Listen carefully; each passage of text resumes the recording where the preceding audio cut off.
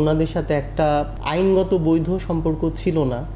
সুন্দরী টিভি উপস্থাপিকা Zakia Tajin share market বিষয়ক নিউজ প্রেজেন্টার হিসেবে কাজ করতেন বিটিভি বা 21 টিভিতে। তাকে দেখেই লোলুপ নিশ্চয় মাতেন আর্থিক খাতে ধ্বংসের কারিগর সালমান এফ রহমান। ছলে বলে কৌশলে তাকে টেনে নেন নিজের কাছে, আর তাজিনও নিজের স্বামীকে ধরে ঠেলে হয়ে ওঠেন সালমানের প্রিয় ভাজন।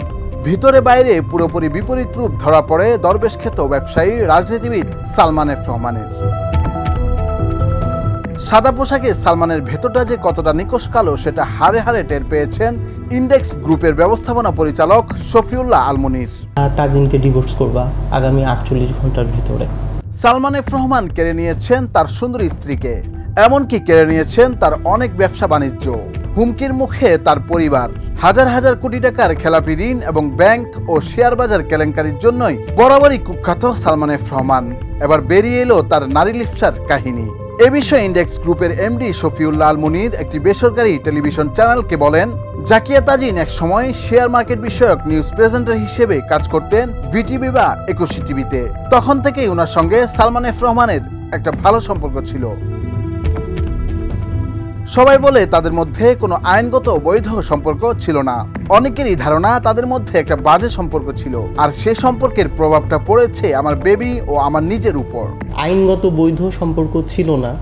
টেলিভিশনের অনুষ্ঠান সূত্রে সালমান এফ রহমানের সঙ্গে পরিচয় হয় ব্যবসায়ী মুনিরের স্ত্রী জাকিয়া তাজিনের। বাড়ে ঘনিষ্ঠতাও। তাদের কাছের মানুষের কাছ থেকেও শোনা যেত অনৈতিক সম্পর্কের গুঞ্জন। তাকে তালাক দিতে মুনিয়া রাজি না হওয়ায় সালমান এফ রহমানের গুপ্ত চরিত্রটা বেরিয়ে আসে নগ্ন রূপে। এ বিষয়ে মুনির বলেন, সালমান এফ রহমান আমাকে ডেকে নিয়ে যায় তার অফিসে এবং সেখানে তিনি বলেন যে তুমি তাজিনকে ডিভোর্স দিবা 48 ঘন্টার মধ্যে। সেই সঙ্গে 300 টাকার একটি স্ট্যাম্প দেখিয়ে বলেন যে তুমি এখানে সই করবা। ভুক্তভোগী ওই ব্যবসায়ী বলেন, ওই স্ট্যাম্পে 8টি শর্ত লেখা ছিল। তার মধ্যে ছিল, আমি কখনোই আমার কোম্পানিকে নিজের বলে দাবি করতে পারবো না, আমার স্ত্রীর নামে সোশ্যাল মিডিয়া বা চ্যানেল কোথাও কোনো অভিযোগ করতে পারবো না, আমার ছেলের কাস্টডি চাইতে পারবো না। 3 কোটি টাকা থেকে 1000 কোটি টাকা আপনি নিজের প্রতিষ্ঠানকে নিয়ে গেছেন। মুনির বলেন, তখন আমি বললাম যে এটা কিসের জন্য, আমার অপরাধটা কি? আমরা হাজব্যান্ড ওয়াইফ, আমাদের মধ্যে যদি কোনো সমস্যা থাকে সেটা আমরা নিজেরাই সমাধান করতে পারবো, আমাদের ফ্যামিলিও আছে।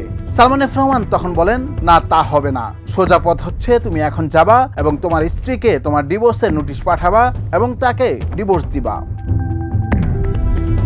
নুরুল আফসার, নিউজ ডেস্ক, ভোরের কাগজ।